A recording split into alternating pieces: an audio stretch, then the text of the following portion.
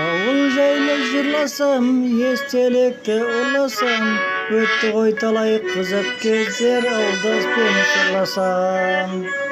Еске алсам ауылды, соққан қара дауылды, отын жарып мал баққан, сиырдан сүтті сауылды. Свет жоқ ол кезде, сөйлесетін кездерде, телефонда болмады, асықтырар тез-тездеп.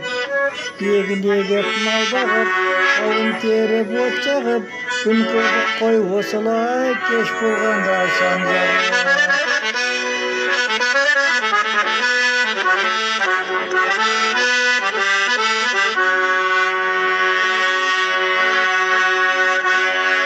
Масақана құрушек, таңменен ерте тұрушек, ыстықтаған аптапқа жеткізбей жұмысты бітірушек.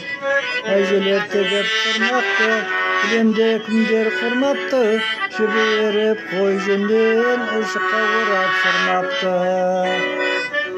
Келіншек кілем тоқыды, мектепте бірге оқыды, жігіттеріміз әзілдесіп, қыздарды біраз оқыды.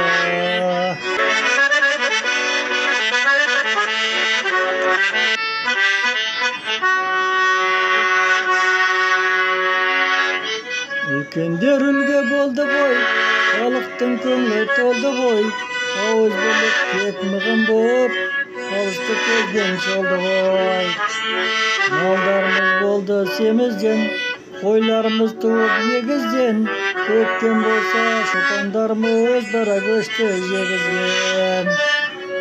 Тұмға мектептен демеді, семіз етті кімдер жемеді, той томалақ ойын күлкі, коммунизм алда деп сенеді.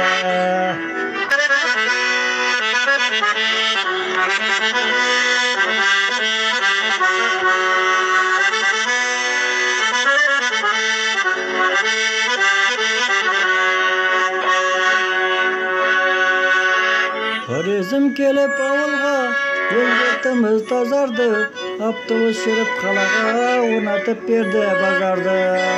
Асфальт төсеп жол салып, свет келді ауылға, осы жайлы естелікті мен жайбасам кімге жазарды.